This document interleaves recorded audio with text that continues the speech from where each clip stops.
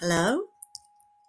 I don't know if any of you guys can see me out there, but this is Lava Elastic. This is the second um, indoor lockdown session, Lava Elastic, shall we say. I hope everybody's doing okay out there. I'm Sarah Saeed, just in case you don't know who I am. So I'm Sarah Saeed, and this is Lava Elastic. I'm going to be hosting tonight. Lava Elastic is it's a neurodiverse comedy and performance night. I've just realised I haven't switched on a very crucial light. And I have to switch that light on because I really like it. And it's kind of like, it's not a spotlight, but you know, when you're used to being on a stage, which we are, at Lava Elastic, we're actually a live show. Right, okay. Now we've started. So, you're used to being on stages as well as performers, and we have lighting and stuff. This is a bit extreme. I look like I'm in like a space portal, which is it's cool. It's one of the reasons I really like this particular light projector. I've already started talking about lights, and we haven't even started the show. Lava Elastic is a neurodiverse comedy and performance night, and what that means is that neurodiversity is this idea that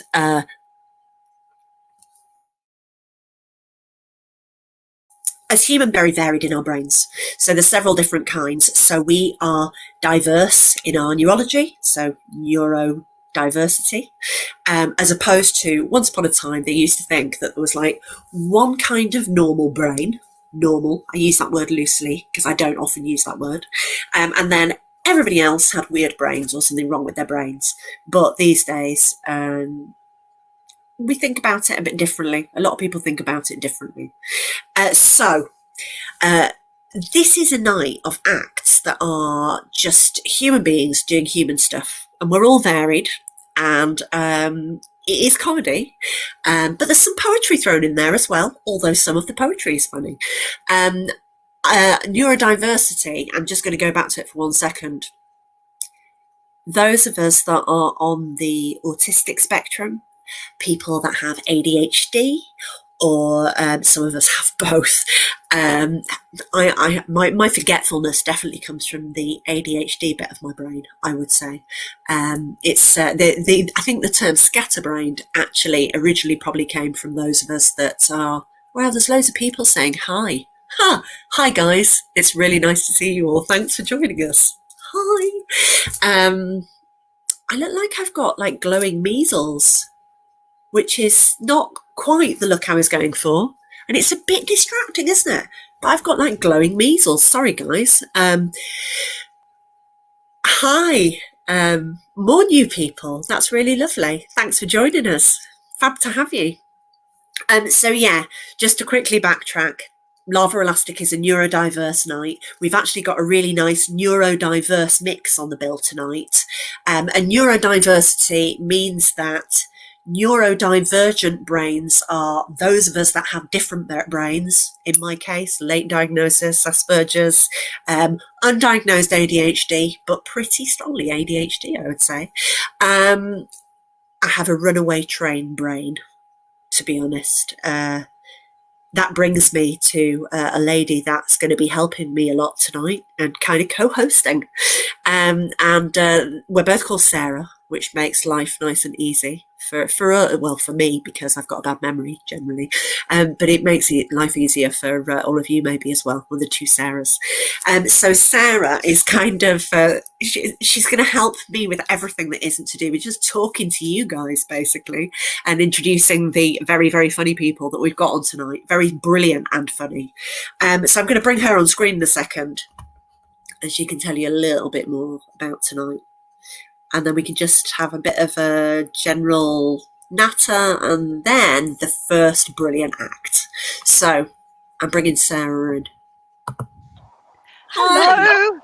Hi, how you doing? Really good, really good. So excited for tonight. It's just exciting and brilliant. Really, And we're really live on YouTube and we're live on Facebook. And oh my God. for the first time, actually, for the first Yeah, time on YouTube and Facebook. So yeah. yeah, guys, this is kind of like, it's a little bit of a not no, it's not premiere. We have done this before, but yeah, on Once two or twice, channels, maybe live. two different dimensions. So yeah, Yeah. once or twice live. Yeah. So yeah, it's brilliant. Tap dancing across all of the platforms. So do for anyone who's watching, please be vocal in the chat. That's how we get our feedback from you. Since we don't have the applause or the giggles or the guffaws or the sniggers of a live performance, you commenting, using emotes in the channels, all that stuff really helps us and the performers know how they're being received and know that we're actually hitting your funny spot. Yeah, if you can do that, that would be brilliant. I'll be there. That's my job to kind of make sure that all flows and look out for any problems. Let you know exactly who's on and where you can find them after the show, all that kind of stuff. That's pretty important because there's some really brilliant people on tonight, actually. Yeah, we And do. and then yeah, they're really, really great, and it gives you the chance to sort of see where they're popping up elsewhere. Because even in lockdown, we all keep rolling along and kind of gigging and stuff, and Yep. I mean we don't leave our homes, but in a sense, we kind of keep rolling along and gigging and popping up in different places in the ether. So you can follow the Absolutely. connects with the info that Sarah's going to share. The commute is so much easier. Oh, isn't it? I've got so much more energy from not having to travel places. Yeah. Weirdly, Not it having to doesn't fight bode your well. way through crowds or anything like that. Yeah. It's If yeah. we're trying to find a positive, it's the thing of just having a little bit of a break from having to be places all the time. Yeah. Just Yeah. that thing. I'd say that. Is my face too blue? It's quite blue. You're not quite Avatar, but you were getting there. I apologise to our audience in advance for this. It's just kind of that little check-in where I just, I've not got a mirror here really. I've just got, we don't know. We don't know how blue we look to other people unless we ask them. So, Sarah, is there anything else that you want to say before we get our first lovely act up in just a moment? I think it's just awesome that there is a way for us to bring these brilliant comedians and poets. God, I can't speak tonight.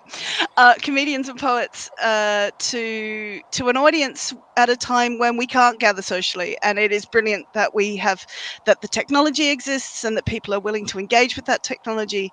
I can't wait to see what everybody thinks of the show. It'll be really lovely if people share that stuff with us, like you said.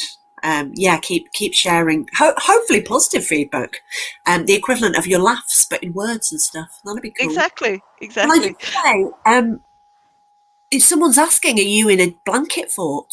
Oh no, Blanket Fort is an improv troupe from Brighton, and I have been at Blanket Fort things, but only as a venue manager. I'm not in Blanket Fort, sadly. No. They're asking if you are in a blanket fort. Oh no, I'm not They in a genuinely blanket are. fort. I'm neither in Blanket Fort nor in a blanket fort. Right. But it's So just you're not in either. it's a strategic. Precisely, it's a strategically draped sheet in a classical Greek style to hide the fact that my messy room is behind me. Oh no, they're seeing behind the scenes. It's all about guessing, isn't it? Smoke and mirrors, babe. Smoke and mirrors. Somebody else is saying it's a dreamy, but my light is a dreamy blue as well. Thank you. That's very lovely. I think it's a nice dreamy blue. It is quite ethereal, isn't it? Yeah. Before we get sidetracked and I start talking about lights, and I'm not going. We're going to have the first lovely, fantastic act of the evening on. Sarah, if it's cool, I'm going to let you go and do some other stuff. Absolutely. I have people to talk to. I'm going to bring our first fantastic act to the screen. I'll see you in a bit. Later. Okay, see you in a bit. Bye. Bye. I'm going to throw you out. I don't mean throw you out. You know what I mean. I'm going to Oh no, don't tentatively place you out. So, our first act of the evening, let's get straight on with some comedy, is a lovely, she's local to Brighton, and she's a great comic. She's been on at the live show quite a while ago before, and it's really, really lovely to have her back joining us on the screen rather than on the stage. So if Alicia Davison is ready, I'm going to bring her to the screen. Hi. Hello. Hi How are you there. doing? I'm good. How are you? Fine, thank you. All Cool. good. I'm going to get out of Right. your way. I'm just All going to right let you then. have the space. I'm off. All I'll right see you then. later. Okay. Okay. How's everyone's bank holiday going? We've had a glorious one, haven't we? Did anyone see the Spitfire fly over earlier? It was amazing. We've not had anything in our airspace the last 6 weeks, so it's quite nice to see a couple of Spitfires going over, and the social distancing too, by about 2 miles, I think. So, how's everyone's lockdown going? I'm just sitting around in my pants all day, which is not normal because I don't usually wear any.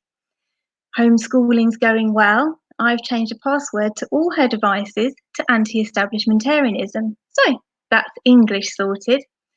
I'm finding all the mandatory exercise exhausting though. My old man was after some backdoor action. So I gave him a bagel and jar of Nutella and told him we just have to make do.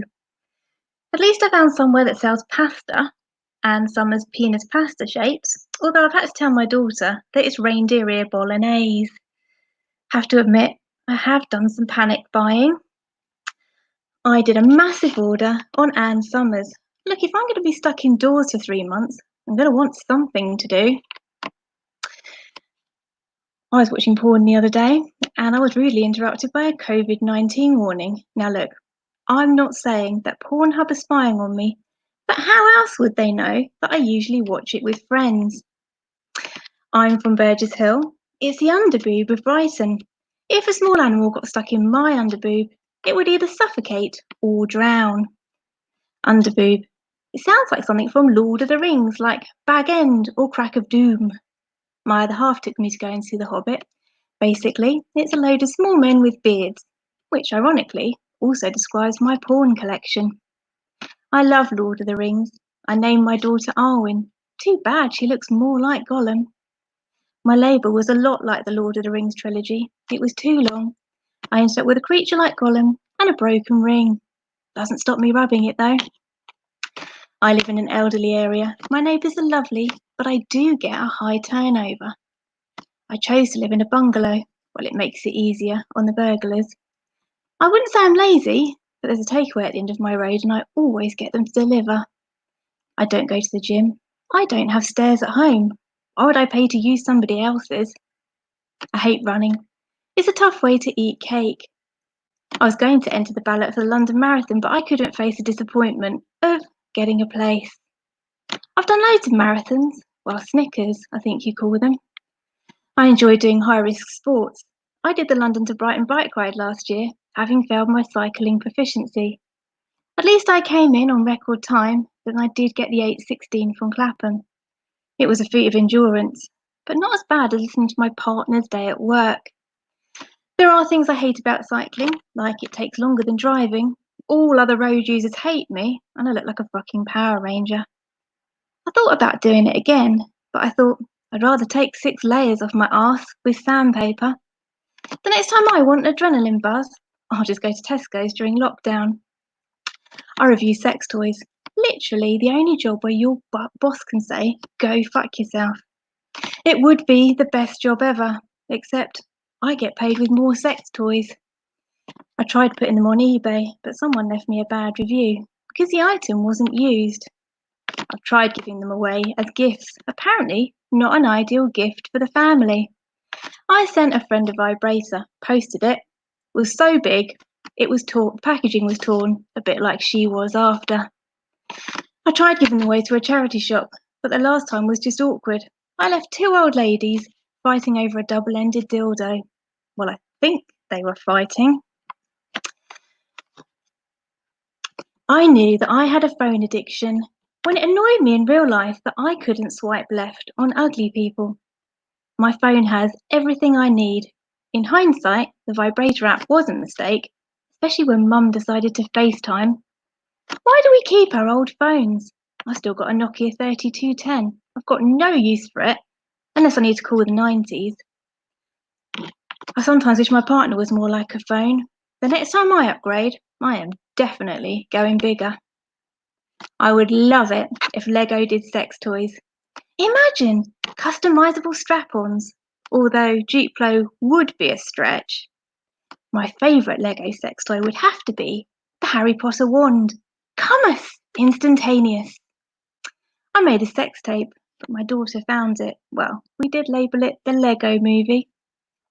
The only problem I can foresee with Lego sex toys is if a bit decides to break off. Then I need two things quick: extendable barbecue tongs and a friend who won't tell. I've had to knock it on the head. Have you seen the price of Lego? It's enough to make your eyes water. Ironically, it's the same if you stand on it. I've been Alicia Davison. Thank you and good night.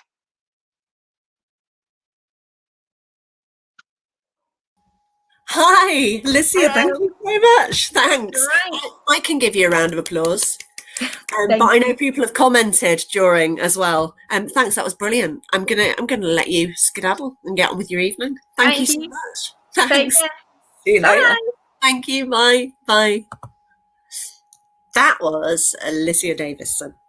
I think a few more people might have joined us, which is nice. Hi, any new people? Really lovely that you've joined us out there. For those of you that are new, I'm Sarah S. There is another Sarah who is also talking on chat, so don't be confused. I'm not multitasking brilliantly. She is doing that bit and I'm doing this bit. So I'm not going to talk too much before the next act. I'm actually just going to pop the next funny person on. I'm technically not funny.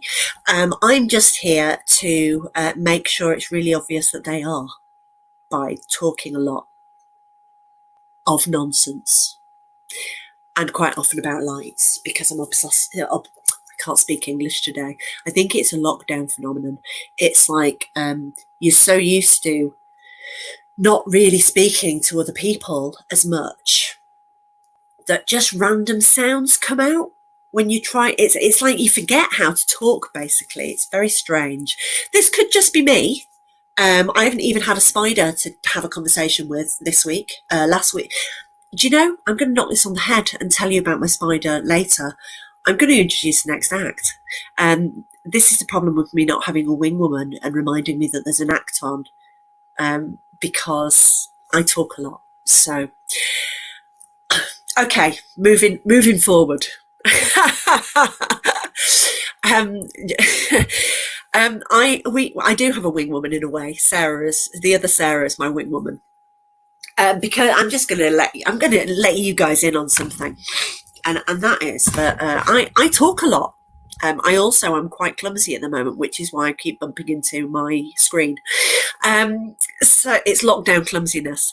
So I have a wing woman when we do the live show, because I talk a lot about things in between acts and I forget that I'm introducing an act. I just sometimes, my brain and my mouth just go, blah, blah, blah, and I kind of forget I'm still talking. So the lovely Sarah, the other Sarah, holds up signs from the waiting room where it's silent and I can see her, just to remind me of certain things or say nice things so that I don't think I'm going doolally.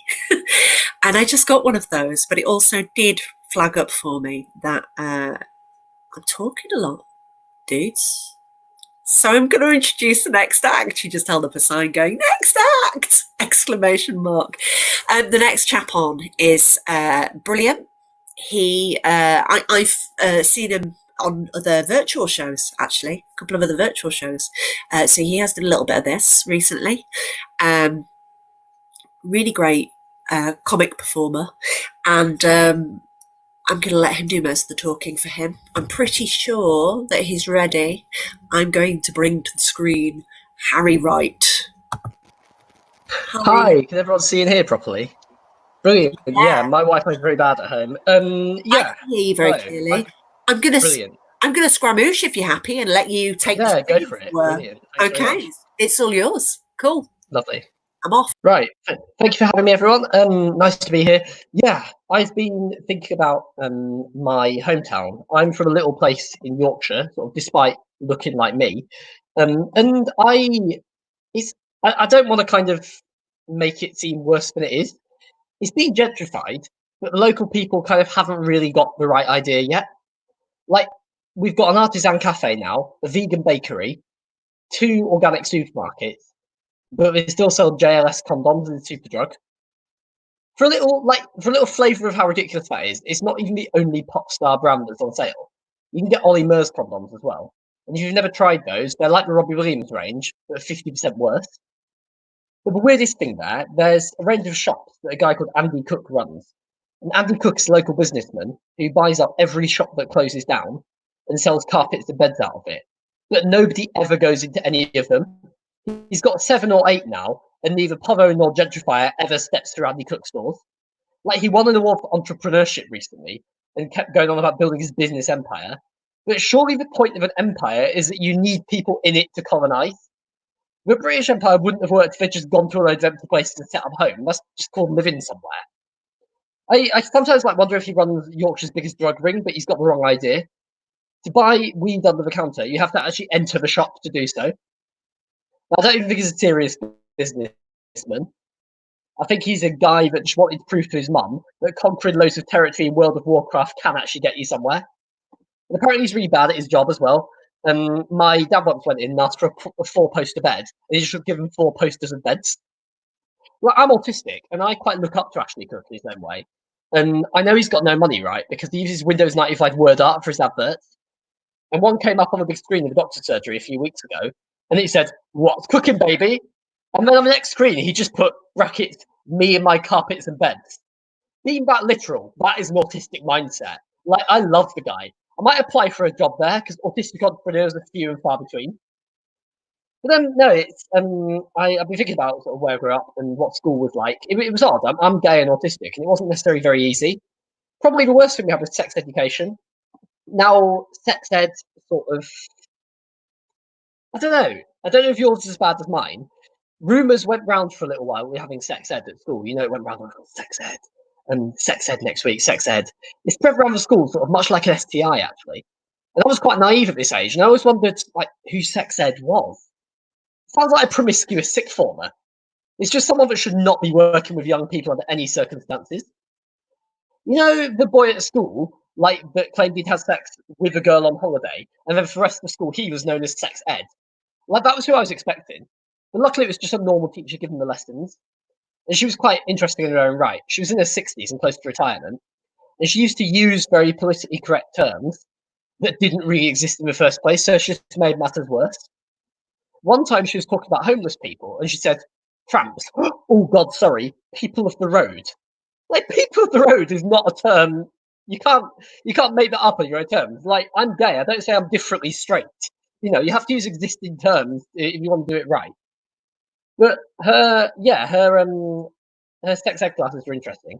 One they did was on human relationships and healthy relationships, and they gave around a template for everyone to do, and they gave around all the boys a template of a woman and all the girls a template of a man, and you had to write on different traits that you thought were acceptable in a partner. And obviously, the point of the lesson was you meant to write on, honest, reliable, and sort of good qualities. But all the 13-year-old boys just took the mick and wrote, nice tits, nice ass, and all the rest of it. Well, I didn't really know what to write because I knew I was queer at this point, and I didn't really know what to put on my female template. So I sort of tried to play it down the middle, and I wrote 89-degree angle ass, nice hamstring gap. Bear in mind I'm autistic, I thought that was the right way to go. And I got hauled up in front of the head for not taking it seriously. And I said to him, "Look, sir, I'm gay. This is very not okay for me. And that's not who I'm going to be going out with. I want the male template." And he said, "Okay, I'll let you have the male template if you do it properly this time." I said, "Okay, it's fine." So he gave me the male template, and I went back in. And this time I did it properly. I did what everybody else did. So I got my male template, and I wrote big tits, nice ass. And this time he gave me a merit for being body positive.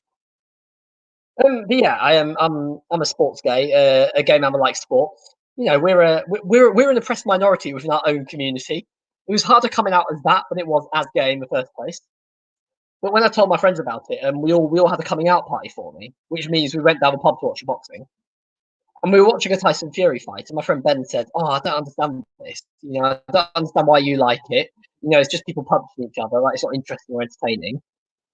And I said to him, "Ben, think of it like this. You know how you really like Lady Gaga, and some other gay men really like Ariana Grande, and you know how you go on Twitter and you send death threats to ones that really like Ariana Grande? Yeah, that's like this, but somehow with less nudity." And he was like, "Oh yeah, I get it now." I said, like, Ben, trolling on the internet is not a sport. A sport requires some sort of effort, you know, risk. The knowledge that every time you go onto the field of play, you could be injured and you could seriously end your career. And he said, "Yeah, that is me. I've got carpal tunnel syndrome and I'm banned off Twitter." But it's weird in the current world. It's weird being a queer man in the current world.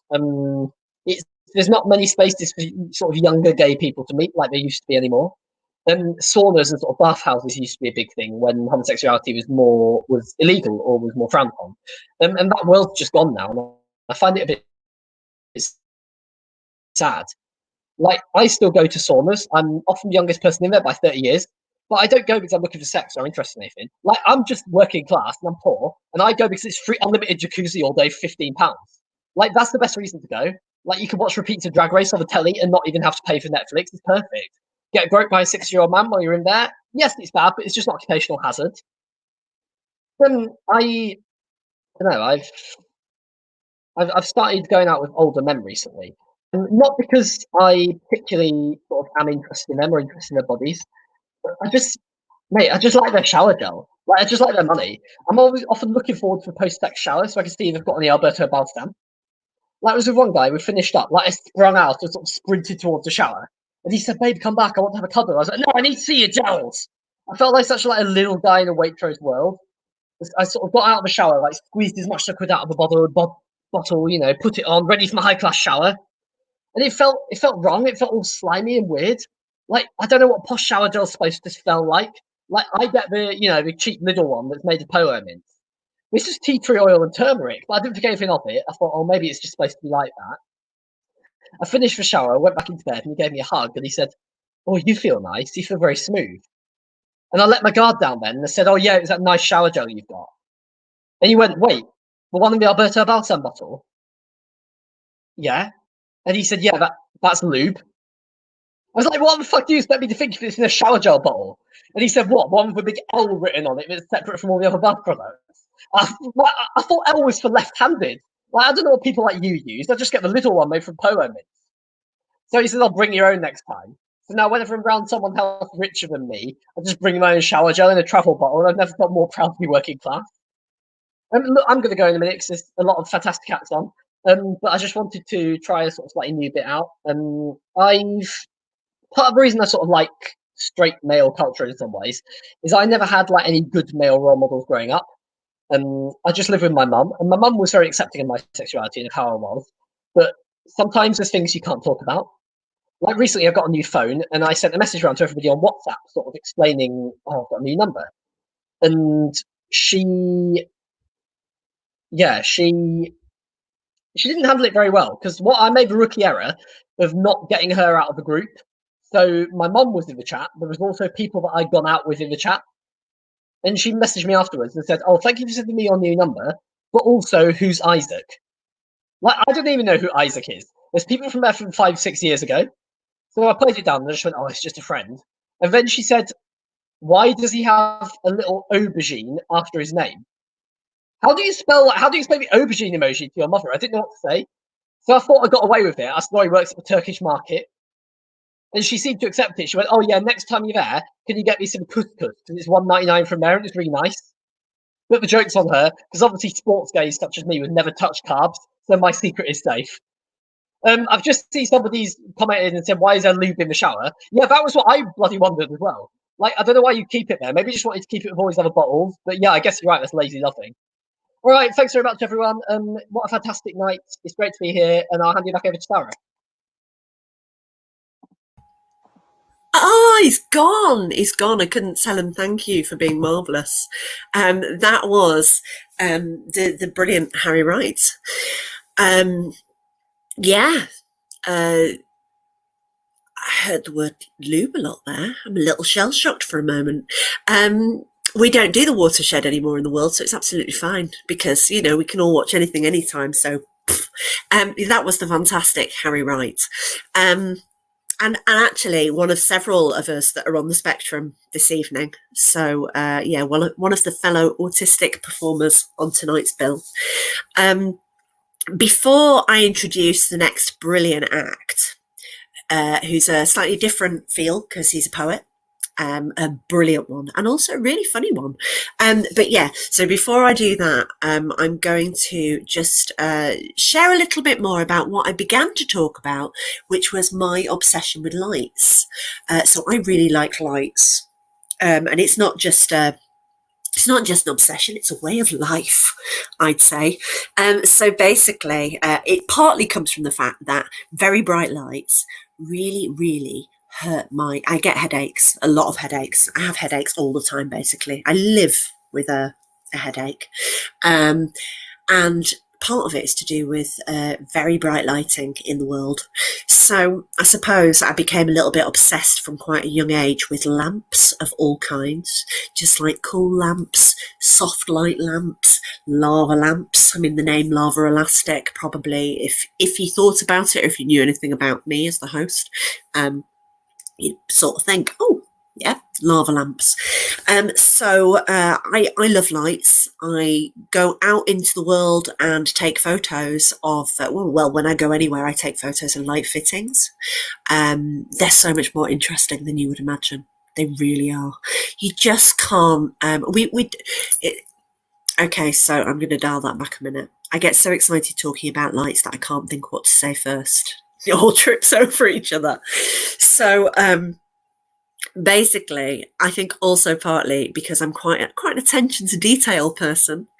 I realised a few years ago when I go into a place, the first thing I look at is the light fitting, or it's one of the first, I'd say first three things. Most people probably walk into a place, look at the people.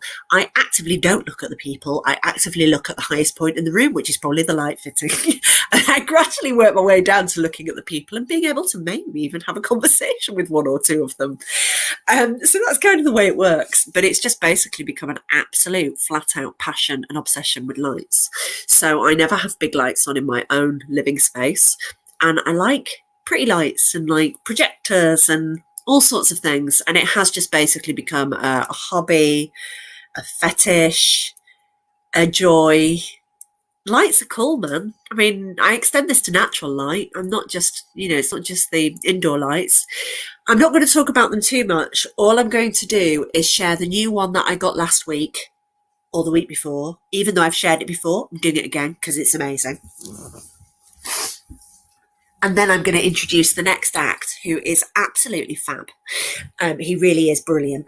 So first of all, I'm going to introduce this light that combines my two passions. And I have shown this before, but it just rocks and I can't get over it. It's a tequila bottle lamp. And as someone who loves tequila, I couldn't believe my luck that this was a thing that existed in the world. So I really like this one. This was a special, yeah, I love it a lot. So that's kind of an idea. That's an idea of how much I'm into like novelties with lights and things as well. There's some stars here draped. There's just generally, some hanging down there on the wall randomly. So yeah, I dig lights basically.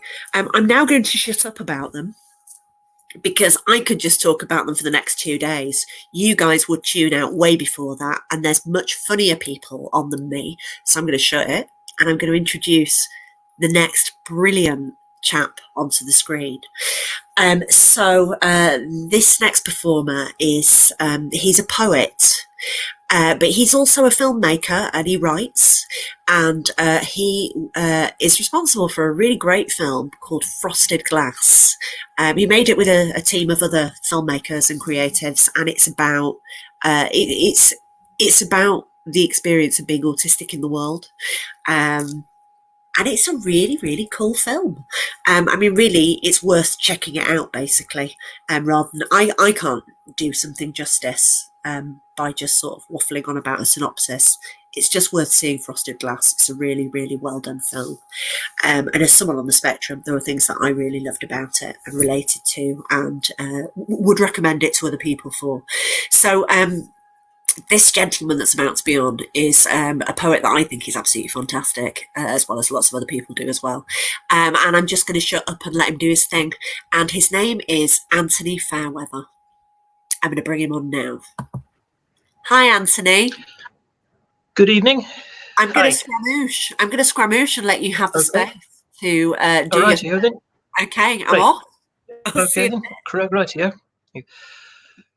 Greetings all from downtown East Tullidge,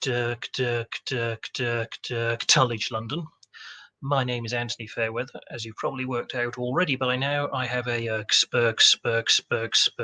speech impediment, but rather thankfully, it seems not to affect me quite so much when I'm performing poems. And this first one is an example of when inspiration finds you, you never know ahead of time where or when it is going to turn up. And this first poem all came about thanks to a single misheard line in a phone conversation I was having with a friend. And it led to this. About a golfing dolphin called Edward Molfin who entered the Masters at Augusta. This golfing dolphin called Edward Molfin practiced with all the heart he could muster. He was the first dolphin to partake of this sport. You can't play golf, you're a dolphin, was some people's retort. But Edward knew these unkind barbs affect his playing ability none. For he knew when the tournament started he'd break the record for holes in one. The week of the tournament came around, would he pound all opponents into the ground? The press lambasted him and wrote him off from the start with libelous insults they would impart. All the tabloids had their twopenny worth and all other competitors gave him a wide berth. He was mocked and ridiculed from pillar to post. He won't shoot one hole in par was one player's boast. But when all the playing on the first day had died, suddenly the critics started coming on side. Due to his playing that day, a revolution had begun. He'd indeed broken the record for scoring holes in one. Of how he did this, I shall now have which speaks, so you all know his revolutionary technique. That morning on the first tee, he surprised everyone. He stood on his rear fins and stared into the sun. At this, the onlookers were somewhat perplexed, and they just stared in wonderment at what happened next. He somersaulted into the air and landed on his nose with his toothy dolphin mouth open wide, sucked the ball off the tee down in his gully deep into his inside. He fell to the ground. Some thought he was dead, but then the ball shot out at hurricane force from the blowhole in his head and rocketed away straight down the course past another player searching for his ball in some gorse. When the ball reached the green, it dropped and did roll straight up to the flag and straight into the hole. The crowd went wild and shouted hooray as they would 17 more times that day. Each occasion the ball went straight into the hole. Winning this championship was now his goal. At the end of the tournament, when the 3 days were up, you don't need me to tell you, he lifted the cup. A perfect performance, not a single shot dropped, and for all of his critics much embarrassment copped, as Edward Molfin, the golfing dolphin, won the tournament by a country mile and revolutionised opinions about all dolphins in his own inimitable style. So this golfing dolphin called Edward Molfin turned golf snobbery upon its head. This golfing dolphin called Edward Molfin showed it should be consigned to a forgotten bed. This golfing dolphin called Edward Molfin as a champion was very merry, for he is now Sir Edward Molfin, champion golfing dolphin, sportsman and revolutionary. Thank you. Yes, that's sort of probably one of my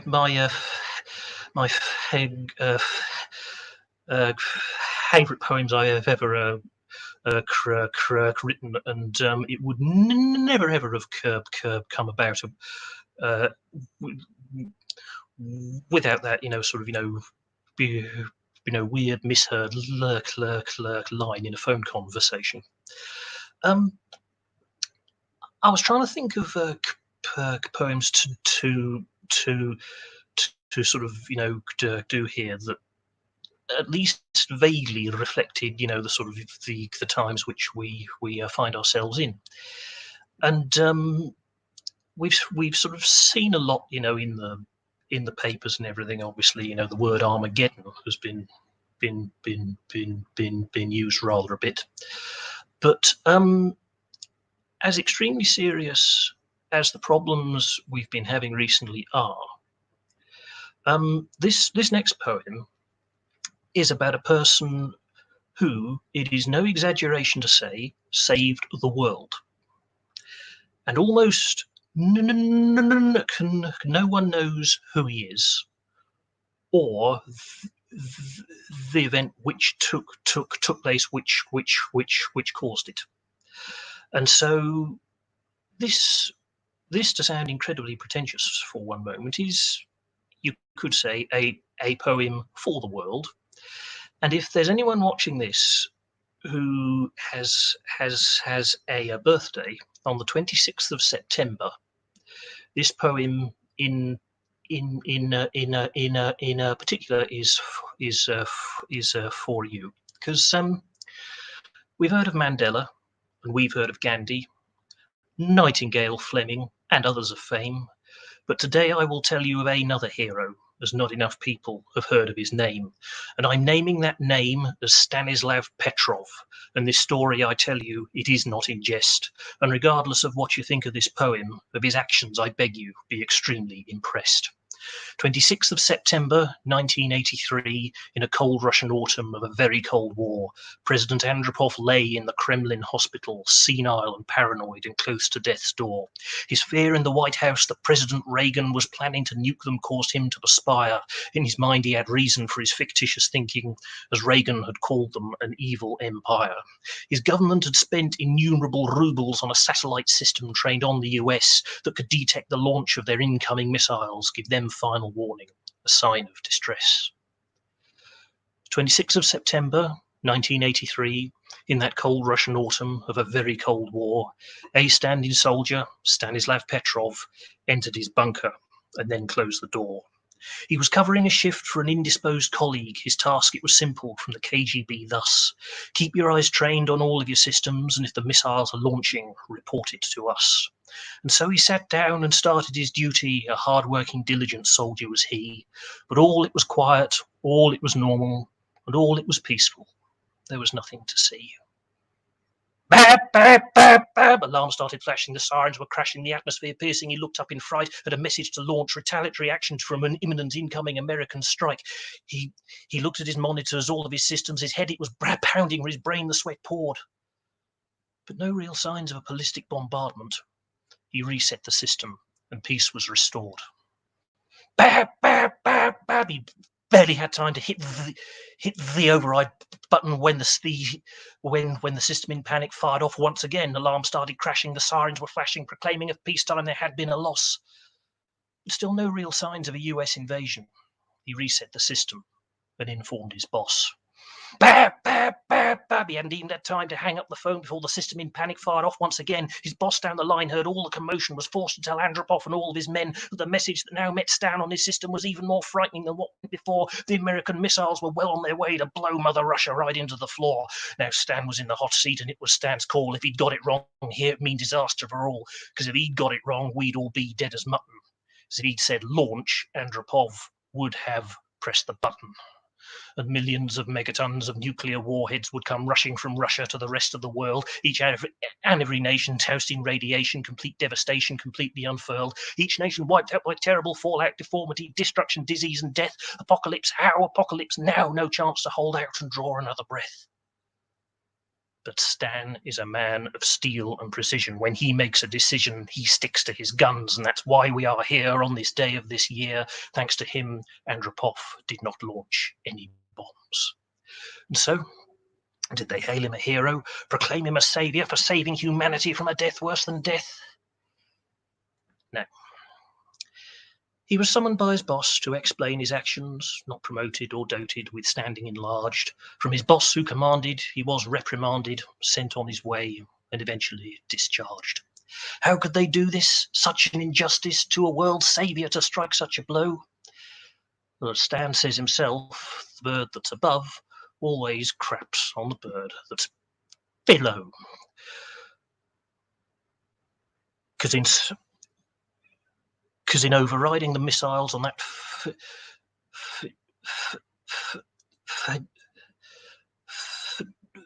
fateful day, he uncovered a flaw in the Soviet military might. And to make matters worse, that terrible flaw was in the Soviet satellite. Because in overriding the missiles on that fateful day, for a number of 5 times and not 3, he uncovered a flaw so terrible the world was not allowed to see, because it was all just the haze of the sun's UV rays that had fooled the Soviet satellite, and the close Armageddon that would have left us all dead was all just a trick of the light. But he lived out his days in the east, far away, in a flat on a tower block site. No garden or flower for the man of the hour who was crapped on from such a great height. But he's why we are here on this day of this year, still part of humanity's clan, and we needn't mourn those who were never born, all thanks to the man I call Stan. So we've heard of Mandela, and we've heard of Gandhi, and so many others who rightly stand tall. And to that list I am adding Stanislav Petrov, the man who did save us all. Thank you. I've got one more piece to now to end on, and I'm happy to say it's a rather lighter in tone, and it actually ties in with Frosted Glass, which Sarah was kind enough to mention at the start. It is available on a DVD, which I have here. However, it is also available to watch online. And if you go to www.frostedglassfilm.co.uk, and I'll put the website address in the comments section in a moment, and all the details are there about how you can watch it online. This poem is actually in the film itself, and it is dedicated to anyone and everyone who has ever had to do an incredibly dull job for someone they hate. Because I can sympathise, because I have worked in admin through weeks and months and years. Today I know the good times, but in the past I've known the tears. And I once worked in an office where my friends and I were blue because of managers who'd ask us, "What you lot actually do?" I said, "Well, I open files, close files, make files, take files, bring files, sling files, split files, and copy files. I scan files, plan files, merge files, purge files, date files, rate files, style files, and file files. I store files, core files, and many, many more files, load files, code files, give out all the owed files, lend files, send files, mend, tend, and end files, mail files, trail files, email, electronic files, create and update and redate and conflate files, employ files, deploy files, and finally destroy files." "Was that all?" he said. I said, "Well, no. I do this for your files, my files, their files, spare files, old files, new files, borrowed in the blue files, red files, green files, grey files, black files, yellow files, white files, heavy in the light files, box files, card files, all the battle scarred files, hard files, star files, measured by the yard files, small files, tall files, halfway up the wall files, official files, office files, and all your other Scottish files.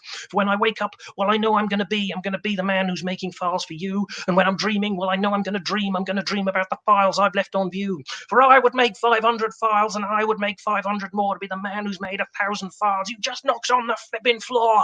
So now I'll lift files, zip files, reshelve and shift files, rack files, stack files, move mother sack files, tidy, untidy files, all the bona fide files, Logan files, token files, throw out all the broken files, unmix the mixed files like all your dirty tricks files, and for all your other files, because that is what I do with files. And don't get me started on the photocopier." Ladies and gentlemen, thank you very much indeed for watching. Thank you to Sarah for inviting me on. Hope you all enjoy the rest of the evening. Have a nice weekend. Thank you. Good night.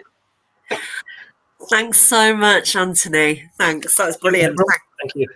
Yeah, I'm gonna let you skedaddle, and I'm. Okay. Thanks so much. No problems. That's absolutely. Oh no! I just threw Anthony off the screen. He was still speaking to me. I did that at the last show as well. In fact, I did actually pop onto the screen before people finished their acts. I'm a little bit more tech able, shall we say, now. But Anthony, I'm really sorry about that. That was the fantastic Anthony Fairweather. He just absolutely floors me with his poetry every time I see him. He really does. It's brilliant. As a really big fan of words myself, as I'm sure a lot of you out there are, he's a little bit of a wordsmith. I've got to say, he's a bit of a wordsmith. So we're really getting through the acts this evening, actually. We've just got 2 more fantastic people on tonight. I wonder how, everybody out there, it's lovely that you're still with us. That's fantastic. Somebody said, I spotted just a little bit further back, that someone said in one of your comments out there that, let's see, that they're an electrician and they look at lights when they first go in a room as well. So I wondered if that means I've just missed my calling, to be honest. Who knows? Although, as I've said, I'm not very techie. So maybe I'd be better off being some kind of lighting designer, maybe, than because I just want to look at pretty lights. I only just learned how to change a light bulb about 5 years ago. Oh my God, I shouldn't have admitted that on screen. It's too late. It's out there. It's out there now. That's the truth. That's just out there. Sarah the Sparky. That's so sweet. Oh, I mean, I know that she means like an electrician, but I just like the phrase Sarah the Sparky. Thanks, Annabelle. That's really sweet. I'm going to nick that name, I think. So we've got another act on now, and I'm going to put her on pretty much immediately and not waffle too much. I'm going to introduce a brilliant lady who's joining us from Newcastle, I think, tonight, which is really nice that she can join us from there. She's brilliant and funny, and I'm not going to say too much, just that I'm going to let her speak for herself, and I'm going to bring her to the screen now. And her name is Helen Edwards. Hi, Helen. Hi, Sarah. Hi, how are you doing? Is it I'm cold? right. Is it warm up there or cold up there? It's been really warm today. Oh, cool. Wow, it really must be good weather if it's warm up there as well. It's often pretty chilly, isn't it? Yeah. I'm going to scramoosh and let you do your thing. Cool. I'm All right. going to go. See you later. Later. Hiya. Apparently, chocolate's really good for depression. The darker, the better. That's ironic, isn't it? I'm self-diagnosed autistic. I decided to disclose this information to a few carefully chosen friends tonight, so I hope you all feel pretty fucking special.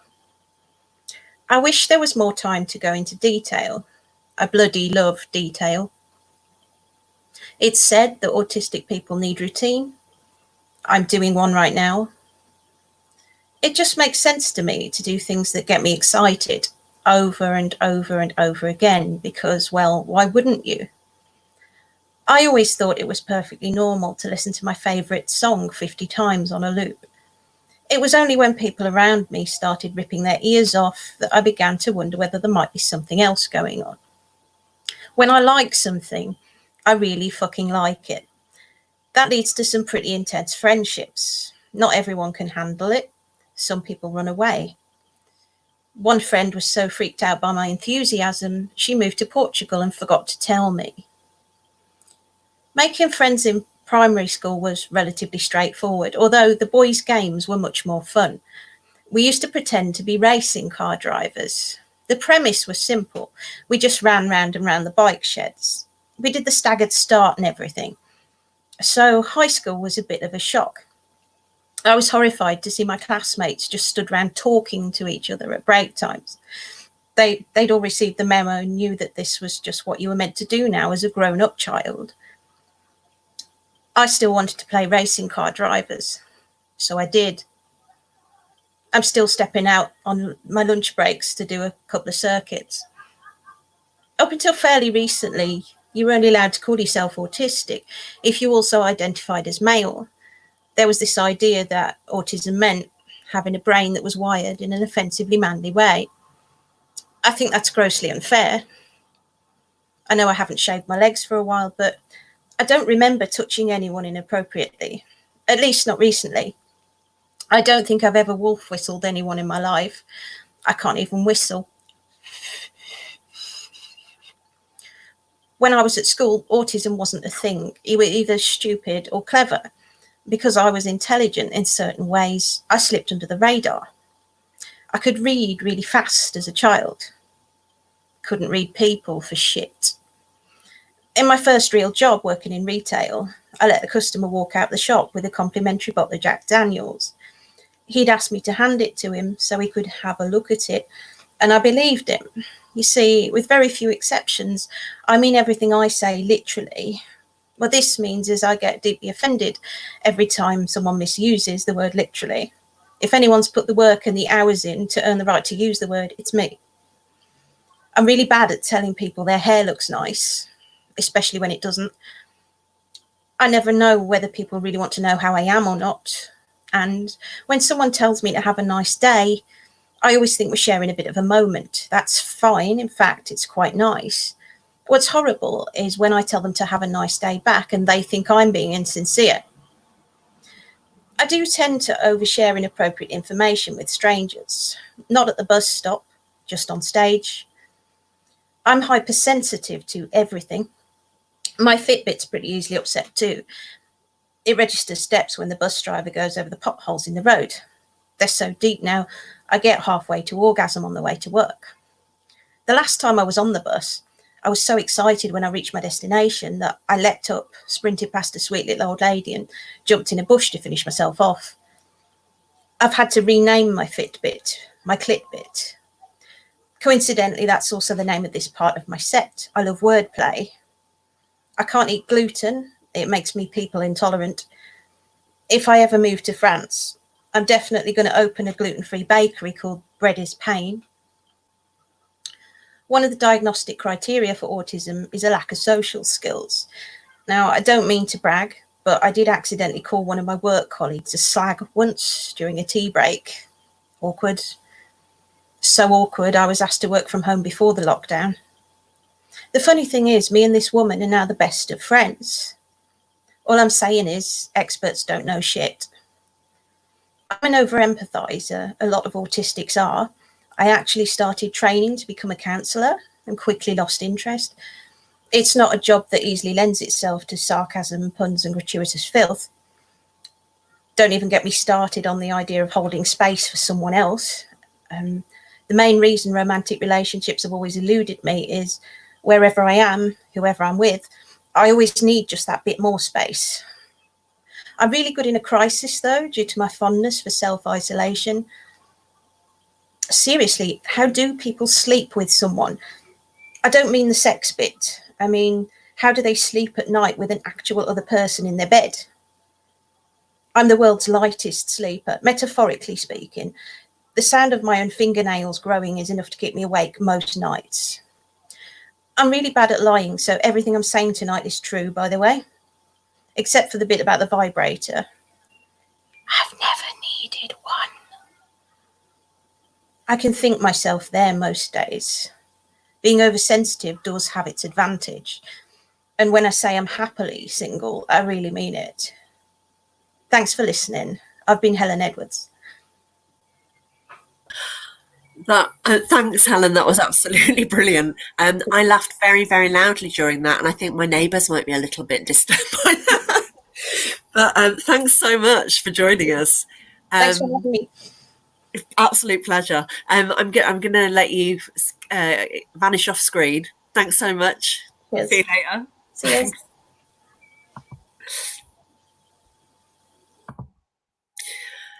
you. That made me laugh so much I forgot how to remove poor Helen from the screen. It turns out I am having technical difficulties, just personal technical difficulties, it would seem, today. We really are nearly at the end of the night. We've got one more brilliant performer. Do stick around. I'm not going to talk too long, I promise. I might share a little bit of lockdown, just lockdown life stuff after the next festival. And let's face it, if I'm still waffling and you guys all vanish at the end of the evening, that's just fine. I really will just carry on talking to myself. I do it often anyway. That was the fantastic Helen Edwards. Last but not least, tonight we've got we've got another local performer, but actually she's performed all over the place. She's not just a performer, but she's a performance artist and a performance maker. And she's just great. She's an all-rounder. She's brilliant. She's done Lava Elastic before when it was live, but this is the first time that she's done it when we're on a screen. So I'm just gonna bring Anna Belsky to the screen, not to the stage. I nearly said to the stage. I'm gonna bring Anna Belsky on. Hi. Hi. I'm in the screen. Hi. Yeah, I'm gonna get out of your screen, and it's all yours. Thanks. Cool. See you in a bit. Yeah. Hello, everybody. I'm so excited to be here. I want to say thank you to Sarah and Sarah for organising a great evening. I've really enjoyed watching all the other acts. I'm going to do some spoken word for you tonight. And I'm going to start with a very seasonal one. Now, doesn't it feel like Christmas? Yeah? We can't leave the house. The shops are closed. We don't know when they're going to reopen. We don't know whose turn it is to cook or to wash up. Just like Christmas. Right, it isn't Christmas stuff.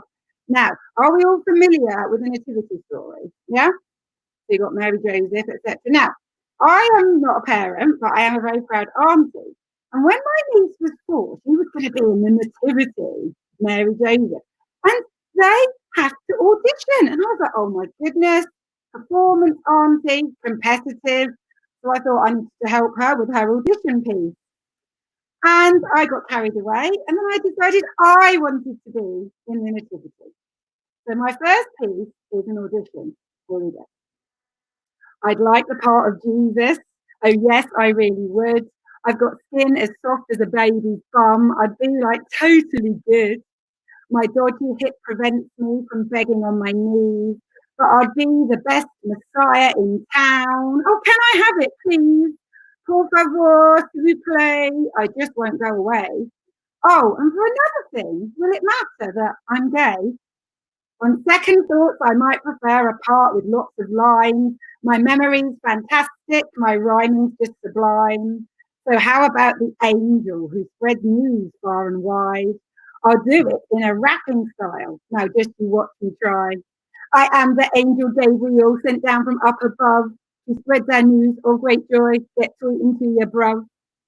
I'd make a dashing Balthazar, a drag king version is best. I parade around with a fake cash on, resplendent in a white vest. My gift for the little baby, though he can't use it yet, is a subscription to my podcast about who struts the best. And when he is all grown up and questions his identity, I shall counsel him on acceptance of all things LGBT. But please, don't make me Mary. On this I am quite clear. Because I believe she was a virgin, and I can't be that. Oh dear. And as for Joseph the carpenter, despite the stereotype that a dyke is attached to a tool belt, for me, it just ain't right. I'm unable to soar in a straight line, and I'd rather fly in a plane. My wrist action's all wrong for screwing. It just brings me great pain. And as for the shepherds and the innkeepers, evil Herod and that star, I don't rock a tea-towel headdress. It won't get me very far. So, to conclude this audition piece, I'd like the lead role to go to my niece. But imagine my surprise when this proudest of aunties discovered that she got cast as the rear end of the donkey. Thank you. So today was going to be my Brighton Fringe world premiere. I had a new show called Blood, Glorious Blood, a celebration of menstruation. So had things not been like this, I would have been performing. So I want to say thank you so much to Sarah and everyone at Lava Elastic if I still get to perform. But instead of feeling sad about it, I thought, right, I've got to be positive, resilient, and I have got to adapt. So I have set up a weekly online cabaret night. And I think my PA has just posted in the chat about it. So every Wednesday, actually changed to Tuesday, this Wednesday at 8 o'clock, if you go to annabelsky.com, you can subscribe for the Zoom code. And I've got a great mixed bill lineup. Just looking in the chat, thank you to John. He's given me some applause emoji, like a bit of that. And Sarah says competitive nativity. Yeah, you've got to have a bit of competitive nativity. Keeping on the Mary and Joseph theme, so let's go back a step to the Immaculate Conception. As a feminist, I have a few issues of consent. Mary was told she was going to have a baby. She wasn't asked. So here is my piece about that. It's called Mary. So here's a proposal to update the story. Time to inject it with some feminist glory. So here it is, through the eyes of Mary. And yes, people, things are going to get leery. So I was minding my own business one sunny morning when some bloke comes to tell me that a bairn was to be born. Not dispatched from the matriarchy, his son will be an excuse for millennia of patriarchy. So I tried to tell him that this dyke's not for turning. But he didn't seem to listen. His ears weren't for learning. He stood there and proclaimed it was the greatest gift that he could give. But I personally prefer an extra life to live. Well, I guess he wasn't offering a Groupon deal with Buddhism, 2 for 1 on main religion to the side of atheism. Now, I don't normally bargain with the other side. I don't take them for a ride. I've made that mistake too many times. But things it's you and you've got a job to do. How about some compromise? Let's make this Messiah feminized. And not according to societal traditions. Let's make them genderqueer and rain down upon the world some cloud-funded androsphere. Thank you. Looking at this comment, Sarah's written, I cut off my own announcement. This is the wonderful anniversary. I think they know that, Sarah. I'll tell you what I think is quite hilarious. When I came onto the live stream on Facebook, it was doing subtitles. I was like, do I need to send Sarah all my poems? I had this vision of Sarah typing all my words. I'm like, it's not going to keep up with me. Then I looked and it says they're auto-generated. So it doesn't distract me. I've turned them off. But I find it very hilarious if Facebook auto-generated captions can keep up with me. So that's quite funny. So you can see in the chat that the link to my event on Wednesday is up there. Now, one of the things I've been missing about not being able to travel around is London. I do loads of gigs and shows in London. I've got lots of friends. And I've seen lots of great footage of people who have cycled around, who filmed all these great landmarks with no people. So this is my homage to London. It's called London is My Lover. London is my part-time lover. She is always there for me. I can neglect her for weeks, flirt with her transatlantic cousin Manhattan, yet she will embrace me with open arms upon my return, without risk of question, rebuff, or sulk. London is always delighted to see me. I can promenade provocatively in gay Paris, get up close and personal on the Champs-Élysées, engage in full frontal flirting avec la Moulin Rouge, without risk of rejection from my primary partner in crime. London is my life partner in poetic valiance. The private members' clubs of Soho are perfect for salubriously loud literary salons. Yet she knows when I am in need of something a little more down and dirty. East London, Dalston and Hackney are where I find my tribe. We slip and slide across banging dance floors, watching non-binary cabaret acts squirt menstruation fluid at Trump posters. Political activists, DIY spaces. Yet I may return in an alternative guise, suited and booted, pimped and preen, out and about to see and be seen. In the trendy wine bars of Shoreditch High Street, I rub shoulders with movie stars and androgynous models. A millionaire magazine mogul basks amongst her harem. To tweet and be retweeted, I shall stake my claim. Get out there, get connected, grab your slice of fame. Thank you. Well, none of the Sarahs are having a panic attack in the chat, so it's quite clear that they're not typing my subtitles, because that would be a mean feat. Sarah says, love London. Me too, me too. Now, another thing that I've been doing online is comedy workshops. So I'm not doing comedy tonight, I'm doing spoken word, but I do actually perform stand-up comedy. And if you're interested in having a go, don't have any experience, every Monday and Thursday, 7 o'clock, 1 hour, £10. I do a Zoom drop-in of comedy writing. I provide the structure, and it's been really awesome. So do check that out on my website. Come and have a go. £10 per hour, great fun.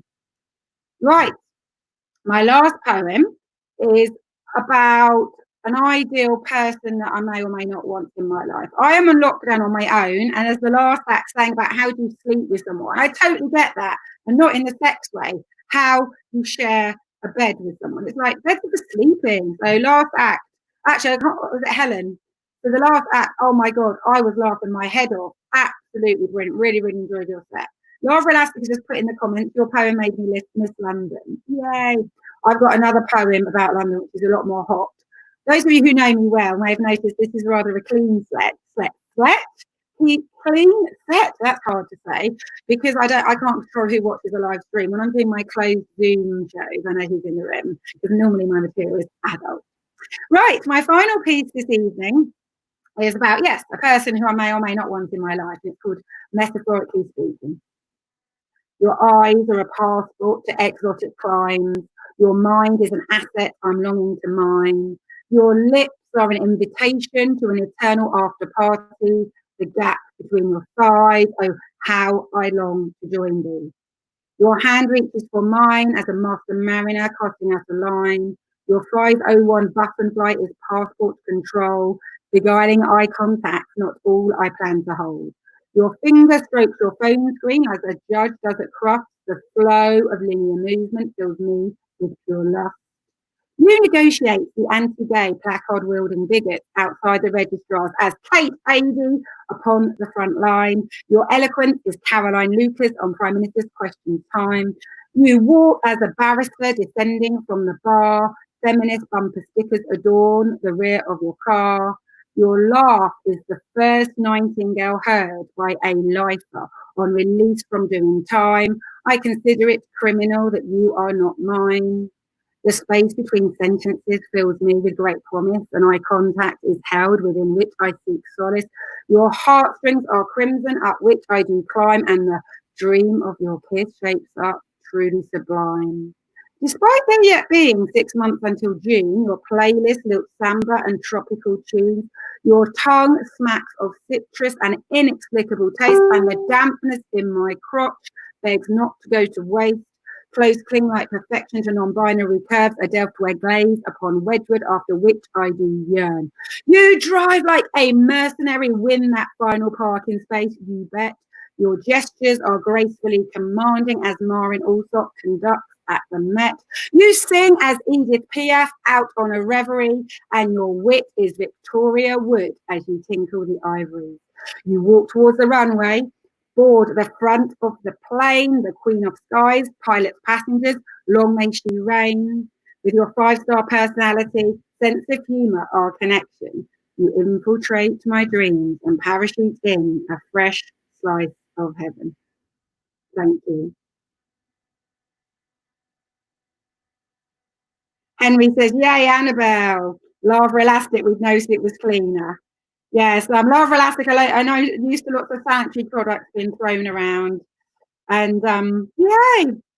What was I going to say? The one weird thing about using StreamYard is I look back to front because I do loads of shows on Zoom. So the whole, like, where I stand, it's kind of turned me the other way around. Sarah's given me some claps and little heart boxes. Thank you. Apologies if you had a notification ding during that. I did turn them off and all the volume, so I don't know what that's about. So, if you'd like to escape, connect and laugh, come along to my Mixville Cabaret on Wednesday, 8 o'clock. And if you'd like to escape, create and laugh, come along to my comedy writing on a Monday and a Thursday. So everything's on my website. And I've also got a PayPal donate. So a lot of us performers have lost our income because obviously we can't go out and gig. So if you want to make a donation for my performance tonight, my PA Harry should be putting up my PayPal link now. So I'd like to say thank you very much to Sarah and Sarah. Have a great night, everyone. Thanks so much, Annabelle. Thank you. Proper applause there for a second. Thank you. Bye. Thanks very much. Cheers. Night. That was a brilliant Annabelle Ski. Who was our last act of the evening? That happened really fast. It felt like it did. As she mentioned, Wednesday evenings weekly during lockdown, it started being more regular, but the Pick and Mix Cabaret is really great and really worth checking out online. Always really interesting acts. Bit different to this kind of cabaret, probably. I would say it's probably, well, less like me sitting on my sofa. basically, in a nutshell. But it's lots of different acts, and it's good stuff. And we've been sharing the information about all the other acts and what they're up to and where you can find them. We'll put stuff up after the show as well to make sure that if you want to check out what else they're doing online during lockdown, then you can. I'm going to breathe and then bring Sarah to the screen for a moment to thank her. And but first of all, I'm just going to really quickly go back to the spider story. For those of you that didn't see Lava Elastic the other week, so I have a very major spider phobia.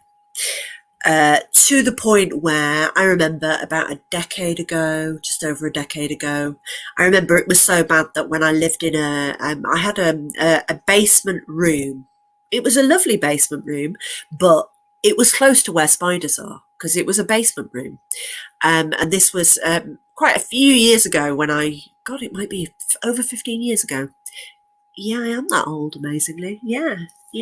It's okay. I'm totally fine with it. It's quite all right. And so I lived in a basement room, and I had a really big spider in there one day, and it was on the stairs between me and the exit to out of the basement and out of the house. And so I couldn't get past it, so I was trapped in my room. And I eventually just had to call my mum, who lived right over the other side of the city, in hysterics, because I couldn't get out of the flat. I tried calling my next door neighbour. He wasn't home. He'd been good for sorting this out in the past, bless him, because he knew I was arachnophobic, and he wasn't as much of a wuss as me. Anyway, just recently there was a spider in the bathroom during lockdown, and it wasn't even a big spider, but basically it got to the point where I was kind of walking in the morning into the bathroom, hunched, looking up to see where it was. Was it over the door? Was it over the bath? Did that mean I couldn't, that was the shower out of bounds today? Could I not brush my teeth apart from stepping over the other side of the room because it was over the sink? So basically, being trapped in your flat and nobody else can really come in to rescue you from a spider, you get a little bit obsessed about where the spider is. So basically, and I'm not someone that believes in killing spiders. It's my problem that I can't cope with them. I've had a long life so far coming to terms with the fact that my phobia of spiders is not their fault, and they have as much right to live as I do. I'm as much of an inconvenience in their view as they are in mine. So we were talking. Somebody was saying about the empathy thing earlier for people that are on the spectrum. I'm an empathizer. I can't say the word, but I am one. And I literally, when I walk in the bathroom, I see where the spider is, and I automatically, in my head, see from the spider's point of view what that I've just entered the room and what I am. This big blob that's just suddenly come in and threatened its space. So I'm very, very au fait with the fact that it's not their fault that I can't cope with them. However, after a few days of it, I do tend to get a bit cross after the stage of bargaining. So maybe it's a little bit like the stages of it. There's bargaining where I stand there and go, look, Mr. Spider, I need to do this next. How about if I go out for a few minutes and you move over to that space over there, then I'll come back. I'm not going to disturb you, and I can do what I need to do. And it got to the point where I was thanking the spider, because it had stayed put long enough for me to have an actual shower. So I would say thank you to the spider before I left the bathroom. This is the truth. This was an entire week of lockdown. I mean, other things happened too, but this was very much what the week was punctuated by. It was conversations with the spider. I mean, I did actually, I mean, it's not around at the moment. I actually got worried when I couldn't see it at certain points. The days when I couldn't see it, I would look far too hard and eventually find it hidden behind something and then freak myself out all over again. Anyway, so this is just my story about my week with the spider, which was not the week that's just gone, but the week before. So that was an entire, spider drama. I agree. It should have its own show. I mean, it has an entire historical context, me and my spider phobia in life.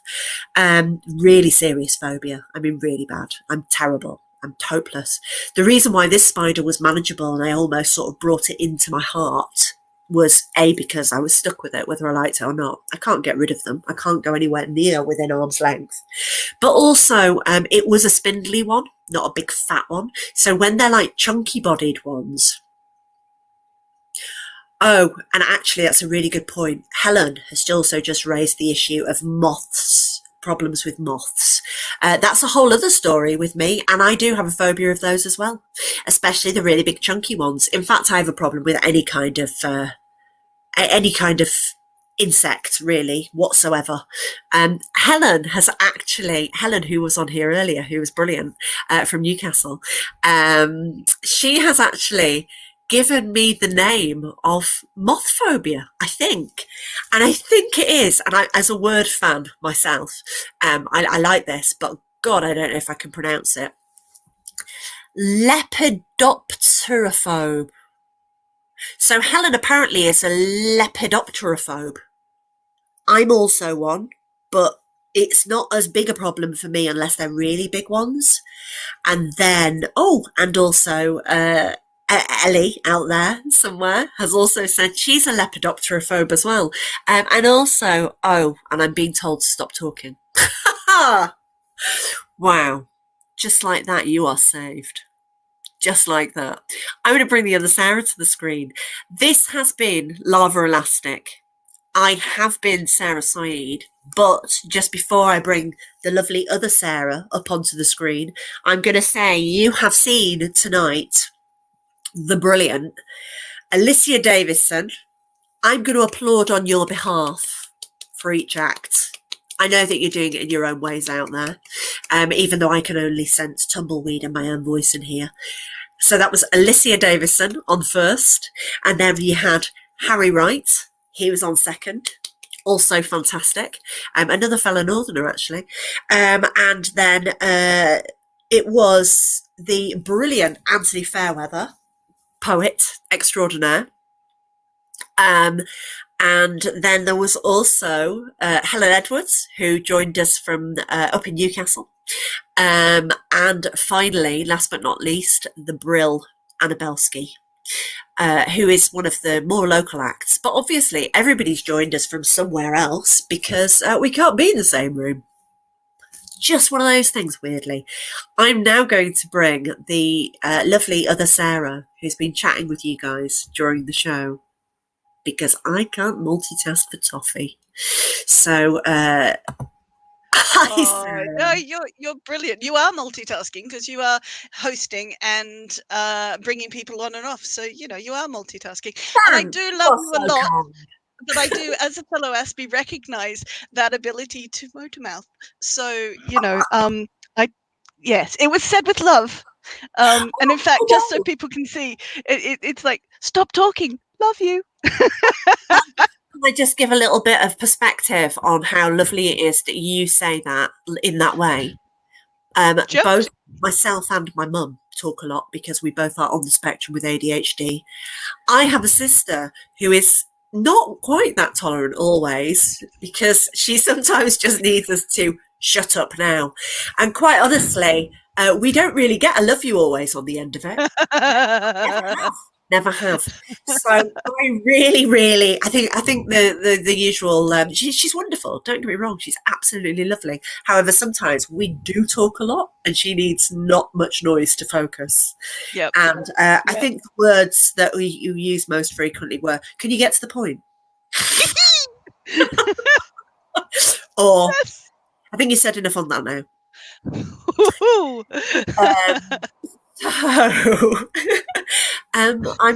I like being told it with love. It's nice because lots of people have just told me I talk too much. Well, yeah, that's the point. People say I don't talk enough. Life is tough enough, and it's like just to be let know, down the line, so you know exactly where you stand. But it is with love, because we recognise that it's just a trait, and you're not doing it deliberately, and it'll get to the point where you can just say, Sarah. I mean, we've known each other quite a few years. We're nearly at that point where I'll That's just be right. like, I get the hint really fast. I mean, I'm really, really well tuned to. Yeah, you are. When working live, we're very simpatico. It's brilliant. But even on this live platform, it's tonight's show was fantastic. So much poetry, and Really Anthony poetry. Anthony bringing up my two favorite poems of his, the Golf and Dolphin, because I love wordplay. So Golf and Dolphin is just amazing, and the Files, and then Annabelski's Nativity, and all the other bits and pieces which I cannot bring to mind right now, but just brilliant. It's been a grand show. Everyone's been absolutely fantastic, haven't they? Really brilliant. Yeah, so they absolutely have. Just a general applause, because you've not been getting applause. More of those. Can I just say that? Can I just mention that the next Lava Elastic is, yes, you should, is in a fortnight again. Yep. So there will be more brilliant acts. Is that the 22nd? It is. That's on the 22nd of May. So at the moment, I mean, we know that it should be Fringe at the moment, technically. I know that might be an unhappy subject for a lot of people out there. You work for a venue, so that's a strange subject, isn't it? It's bittersweet, I'm not missing the 12 to 16-hour days, but I am missing seeing all the fantastic shows, meeting all the fantastic people. If the day has a Y in it in May, I'm usually in a theatre, and I'm not, and this month, so that's odd.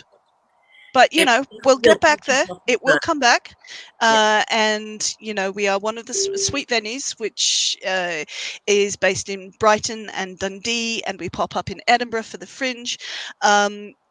We will be back because we're small and we can. So we'll be back as soon as we possibly can, safely. Using all the best scientific knowledge, etc. But as soon as we can bring live performance back, we bloody well will. And that's just this online way is just a way to keep things ticking over until that moment arrives. I think we're kind of lucky in a way with Lava Elastic, aren't we? Because of the fact that a lot of people because it's a neurodiverse night, that means that if a lot of our audience members don't necessarily find it that easy to go to venues, or or if it's difficult sometimes, then the great thing about us being online, and in the future, actually beyond lockdown, we will stay online as well as like that. Being back at sweet venues live. Yeah, I'd like to be able to parallel. I'd love to be able to parallel process that. Don't try and say that fast, because I think it is a way of us reaching out to all of our folks, and maybe that's going to be a development for theatre in general, that there is going to be more online access, and certainly at Sweet we're looking at all kinds of things, even trying to adapt some of our live performance venues so that folks can more easily attend. Who knows what we can achieve, because found venues are difficult to adapt, but we're going to do it because it's important. So being able to do this live online as well as live would be just ace. It will be a really nice a lot of theatres have started, theatres and like comedy people have started putting stuff online, and it actually does seem like it should always have been happening in a way, doesn't it? Yeah, it should absolutely be happening, because we're all people, and adapting to accommodate somebody is not a sin, and the more people you can accommodate, the more people you have in your audience, the more love you can share, the more passion you can share, the stories, everything about live performance. It should be available to everybody. Sorry, I'll get off my soapbox now. No, you're absolutely right. I agree. I was actually, struggling with, basically people's lovely comments have popped up, and that I can't multitask. It's been challenging, yes. I've gone into reading brain, and talking brain just haven't connected back yet. No, you're absolutely right. The whole point is that everybody should just be able to find entertainment that suits them, basically. That should be, whether we have to go to venues or whether we can watch it on screen or whatever. The whole point is, I mean, for older people, online stuff is really useful, because for anybody that might find it tricky for whatever reasons getting to shows easily, I miss a lot of stuff. I don't find I try to make sure that it's hard. I try to make sure in the afternoons during Fringe that we have shows that folks can come and see who might not be able to come out at night, and have been, and have had direct feedback that's like, oh my God, thank you so much. It's brilliant to have things that I can come out to. I don't want to go home at 10 o'clock at night. I don't feel safe. To be able to bring theatre to those people is awesome. Really cool, isn't it? It's really lovely. It's really great to get that feedback and know that it makes a real difference to people. Yeah, it's not just talk. It's not just talk. It actually affects people. And that's just bliss. It really does, majorly. A lot of people. I've just got to say, it's really nice that we're also getting the sentiment kind of echoed in the thread from lovely performers from tonight, but also other people that have been watching. Saying that, the fact that virtual lava elastic continuing is a really nice idea. I mean, more virtual comedy and things like that. It's got to be a good thing, even beyond lockdown. It's good to have more options, isn't it? Yeah, for totally. everyone. Absolutely. So we should probably wrap up soonish. I just want to say, Helen, yeah, totally. I hear you on that. I absolutely can't multitask. I actually have to work really hard to multitask this. Normally, I'm very much a monotask person, to the point where I often can't have noises on when I'm trying to focus, or I have to listen to binaural beats to be able to sit and do emails. I can't have any other sounds in the environment. Can't listen to music while it's like classical music or binaural beats to be able to do a long email from beginning to end sometimes. So I totally get it. I'm absolutely hopeless with multitasking. So it has to be the right tune to help get you in the zone. Totally understand that. Totally. Like, the conditions have to be perfect. Yeah, I understand the old diva proclamation of, I cannot work under these conditions. I suddenly get it. When I realised I was on the spectrum, when I got my diagnosis, I was like, I always just secretly thought I was a little bit of a diva and an arsehole when I was a performer. I know, because I thought that I was being like a diva, but I wasn't. It's quite literally, some of us cannot work under these conditions. Yep, totally get it. And there's no shame in it, guys. We just none at all. Work differently. It's cool. Know what your stuff is and work around it. And also, the world has to be a lot more patient with us, which is what we're all trying to. We're working on it, aren't we? We're working on it. Softly, catchy monkey. Yep. Let's wrap it up. Thanks for joining us tonight. You've all been absolutely lovely. I hope you have lovely bank holiday weekends. I hope the weather stays nice and you just all get some fresh air. Vitamin D. Helen said she's definitely an arsehole diva. Good for you, actually, Helen.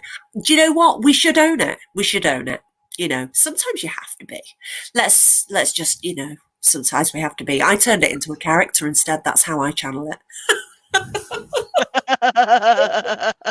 That's where I put that part of myself. Just to say, if anybody wants to look at light fittings ever, I have an Instagram an Instagram account that's at Barb Sarah, which is the same as my personal Twitter account. So if you do like lights in any way, as well as the at Lava Elastic Instagram account, I have my at Barb Sarah. So, check out the lights if you want to. I also like street art. That's another thing altogether. Lots of light fittings. I'm going to shut up. We're going to go away. Go and have lovely evenings, guys, and do whatever it is you want to do with your lovely Friday evening. And you've all been fantastic. Thanks so much. So much. See you soon. Hopefully, you'll join us soon. Thanks from us. See you next time. See you later. Bye. Bye, guys. Bye. Bye, Sarah. I'm going to phase you out too. Bye. Bye. Bye. Any minute.